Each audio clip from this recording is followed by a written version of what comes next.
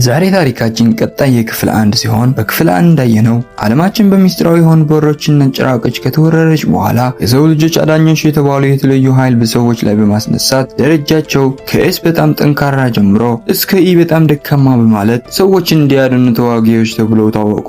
ቢሆን ግን አንድ ተዋጊ አንድ የችሎታው ካነቃ ደረጃውና የኃይል መጠኑን ለዘላለም መቀየር እንደማይችል አይተን ነበር። እነዚህ ነገሮች ከጀመሩ አንድ ቀንም ደካማው ተዋጊ ዋናው ገጸ ባህሪያችን ጂንዎ ከሌሎች ተዋጊዎች ጋር ቤተሰቡን ለመርዳት አደገኛ ወደሆነ ሚስጥራዊ ወጥመድ ገብቶ በሚያሳዝን ተሰቃይቶ በሞት አፍ ላይ ያለ ያቺ የመጨረሻ ሰከንድ ላይ ለሁለተኛ ጊዜ ህይወቱን እንደ ተጫዋች ተሰጥቶት በሆስፒታል ያለምንም ጉዳት ይነቃል።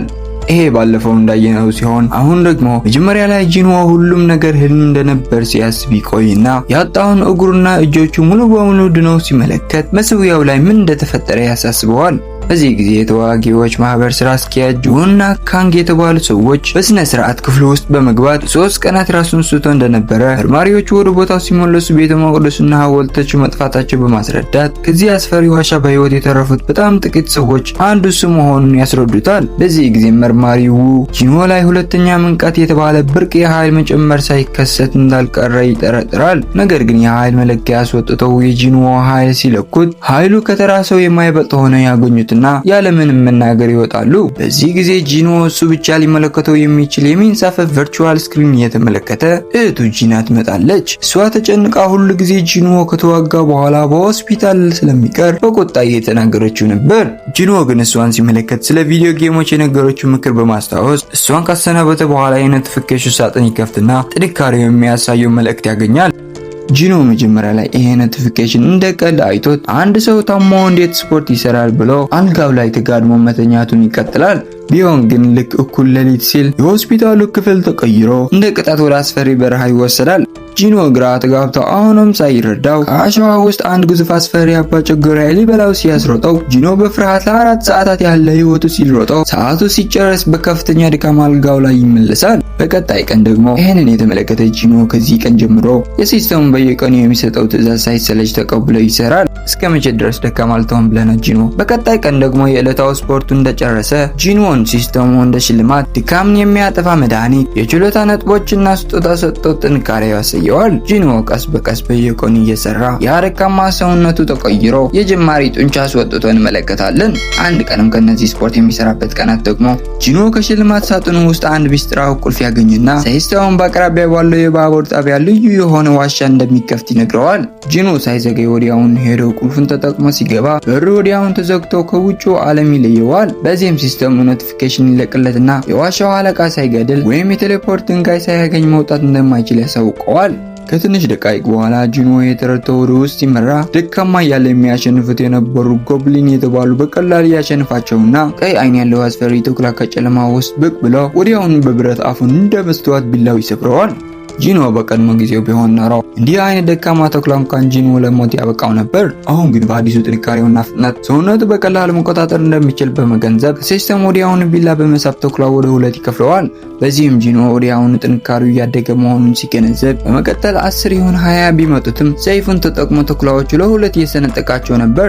በዚህ ጊዜ ሲስተሙን በተከታታይ እየጠነከረ መሆኑን ይነግረውና ሁሉን እንደጨረሰ የመውጫው ቴሌፖርት ድንጋይ ያገኛል። ቢሆን ግን ከመሸሽ ይልቅ ጂንዎ እውነተኛ ውጊያ ከአለቃቸው ጋር በመሆኑ ስለሚያውቅ የቴሌፖርት ድንጋዩ ይዞ ወደ አለቃቸው ያመራል።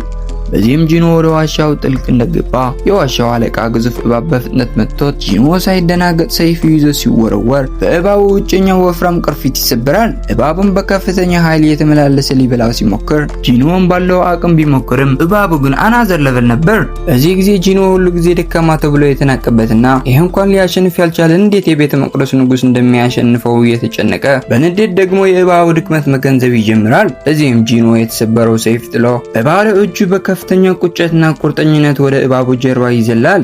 እባቡ ደግሞ ከዚህ እንዲሸሽ ደግሞ ደጋግሞ ወደ ግድግዳው ቢያጋጨውም በየቀኑ ካደረገው ስልጠና ሰውነቱ ጉልበትና ጥንካሬ ተሞልቶ ስለነበረ የእባቡ ቅርፊት በባዶ እጁ እየጨፈለቀ በመጨረሻ ይገለዋል። ከትንሽ ደቂቃ በኋላ ፍልሚያው እንደተጨረሰ ጂንዎ በተከታታይ አናዘር ሌቨል እንዳደገ ሲስተሙ ያሳውቀውና የዋሻው ንጉስ ስለተሸነፈ ከሲስተሙ እንደ ሽልማት ከእባቡ ጥርስ የተሰራ ኃይለኛ ቢላና ልዩ መድኃኒት ድካሙን የሚያጠፋለት ይሰጠዋል። ከደቂቃ በኋላ ፍልሚያው እንደተጨረሰ ዋሻው ጠፍቶ ወደ ተለመደው የባቡር ጣቢያ ሲቀየር ጂንዎ የተሰበረው ሰይፍ ይዞ በመጣበት ይመለሳል። ጂኖ ወደ ከተማው እንደደረሰም አንድ ወታደር ማንነት የማያውቅ ጂኖን አይቶ መጠለያ እንዲፈልግ ይነግረዋል። ነገር ግን ጂኖ የያዘው ቢላ ሲመለከት ተዋጊ መሆኑን ገብቶት ወታደሩ አፉን በልቶ ወዲያውኑ ይቅርታ ይጠይቀውና ከተማው ላይ ላለው ጭራቅ ልመራ ይለዋል። ከትንሽ ደቂቃ በኋላም ጂኖ ከዋሻው የወጣ ጭራቅ ከተማውን ትርምስምስ እያደረገ ተዋጊዎችም እሱን ለማዋጋት በጣም እየተቸገሩ ነበርና ጂኖ በአዲሱ ማስተዋል አቅሙ የቀድሞ ጓደኛው ሊ እዚያ ውስጥ መኖሯን ደንግጦና ሊ በጥንታዊ ቤተ መቅደስ ቅጅት ምክንያት ትኩረቷን አጥታ በፍርሃትን ቀጥቀጥ ሲመለከት ጂኖ ይህ ጭራቅ እሱ ቅድም ከገደለው እባብ በጣም ያነሰ የዲ ደረጃ ዋሻ አለቃ መሆኑን ያስተውላል። እዚያ የነበሩ ተዋጊዎች ደግሞ ሙሉ በሙሉ ተስፋ ቆርጠው የከፍተኛ ደረጃ ተዋጊ እየጠበቁ ያለ ጂኖ ሊያግዛቸው ወስኖ ኃይሉን በእጁ ሰብስቦ በእጁ የነበረ የተሰበረ ሰይፍ በከፍተኛ ጉልበት ይወረውረዋል። ሰይፉ በሚያስደንቅ ኃይል ተወርውሮ የጭራቁ ጠንካራ መከላከያ ይሰብርና ጂኖ ለተዋጊዎቹ ቀዳዳ ፈጥሮላቸው ጭራቁን በቀላሉ ያሸንፉታል። ጭራቁ እንደተሸነፈ ይሄ መዳከም ያስተዋለ ታን የተባለ መሪያቸው ግን ነገሩ መዋጥ እምቢ ብሎት ቀደም ብለው ጥቃታቸው ጭራቁን ላይ ምንም ጉዳት ሊያደርስ አልቻለም ነበርና ይህንን መከላከያ ማን እንደሰበረው ሲያጣራ የተሰበረው ሰይፉ ተመልክቶ ወታደሩ ይህን ሲጠይቀው ወታደሩ ሰይፉን የወረወረው አብረው የነበረ ሰውዬ መሆኑን ሲናገረው ጂኖ ደረጃው እንዳይታወቅ አካባቢው ጥሎ በዝምታ ከዚያ ይሄዳል። ከተወሰኑ ወራት በኋላ በሆስፒታል ውስጥ ጂኖ አሁንም ስፖርት እየሰራ ነርሶቹ ስለ ጂኖ ደረጃና ሰውነቱ በሚያስደንቅ ሁኔታ መሻሻል በከፍተኛ መገረም ሲያወሩ እንመለከታለን። የሚያስደንቅ ደግሞ ዛሬ ጂኖ ከሆስፒታል የሚያወጣበት ቀን ነበርና ወደ ቤት ሲመለስም እህቱ ጂና ጂኖን በጣም ግዙፍና ረጅም እንደሆነ ትናገረዋለች። እህቱ ትምህርት ከሄደች ከትንሽ ደቂቃ በኋላ ጂኖ ከቤቱ ባለቤት ተደውሎት የአሁኑና የባለፈው ወር የቤት ክፍያ እንዲያመጣ ይነግረዋል። አሁን ግን ጂኖ ባለው ጥንካሬ ብር ማግኘት ሳይሆን የተቸገረው ሰዎች ጥንካሬውን ካወቁ ጊዜ ብቻ ነው እንጂ ከሞት ዳግም ተነስቶ የተለየ ኃይል እንዳገኘ ማወቃቸው ስለማይቀር ይሄ ደግሞ ብዙ ጣጣ እንደሚያመጣላቸው አስተውሎ እንደ ኢ ደረጃ ተዋጊ ሆኖ እንዲቆይ ያስባል። ጂኖ ያገኛቸውን አዳዲስ ነጥቦች በሙሉ ጥንካሬና ማስተዋል ላይ ብቻ ይጠቀምበትና ሌቨሉ 28 ይሆናል። ጂኖ አዲስ ሀሳብ መጥቶለት በኦንላይን ከሆንግ የተባለ የሲ ደረጃ ተዋጊ እሱ ኢ ደረጃ እንደሆነና ለቡድኑ የሚፈልጉት እቃዎች እንደሚሸከምላቸው በመንገር ከእነሱ ጋር እንዲገባ ይስማማል። በቀጣይ ቀን ሆንግ ዋሻ ውስጥ ለሙጋት 8 ሰዎች መሙላት ስላለበት ጂኖ እና ባለሀብት ልጅ ሊ የተባለ በገንዘብ እንደቀጠራቸው እንመለከታለን። ሊዮ እጅግ ውድ የሆኑ የጦር መሳሪያዎች ያደረገ ቢሆንም ግን የውጊያ ምንም እውቀት የሌለው የሀብታም ልጅ ነበር። ተዋጊዎቹ ወደ ዋሻው ውስጥ እንደገቡ ነገሮች ለማየት መብራት ሲጠቀሙ ግን እዚያ ውስጥ ምንም አይነት አስማታዊ ፍጡር ባለመኖሩ ደነገጡ።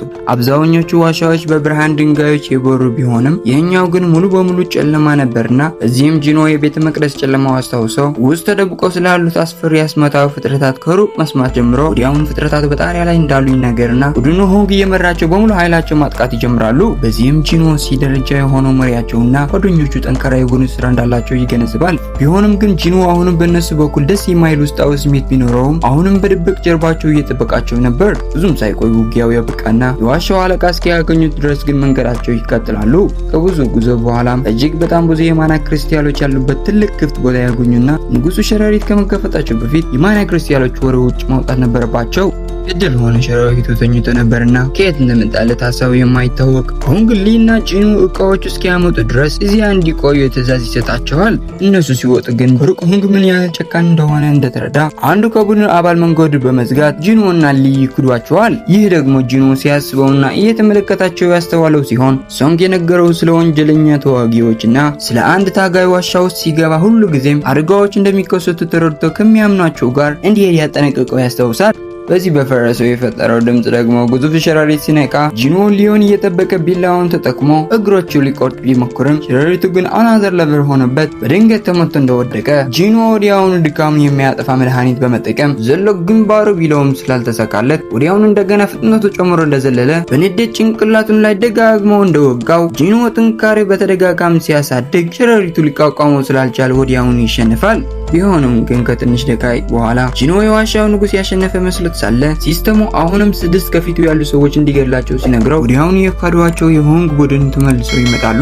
በመጀመሪያ ላይ ሆንጉና ቡድኑ ሊዮ ብቻው ሸረሪቱ የገደለው መስሏቸው በጣም ተደንቀው እየተመለከቱ ከነሱ ጋር ቡድን እንዲሆን ይነግሩታል። በመቀጠልም ክርስቲያኖቹ ከነሱ ጋር እንዲካፈል እንደሚፈቅዱለት በመንገር ጂኖ ግን ኢ ደረጃ የማይረባ ብለው ስላሰቡ ወደ ጥግ በኃይለኛ ምት ይወረውሩታል።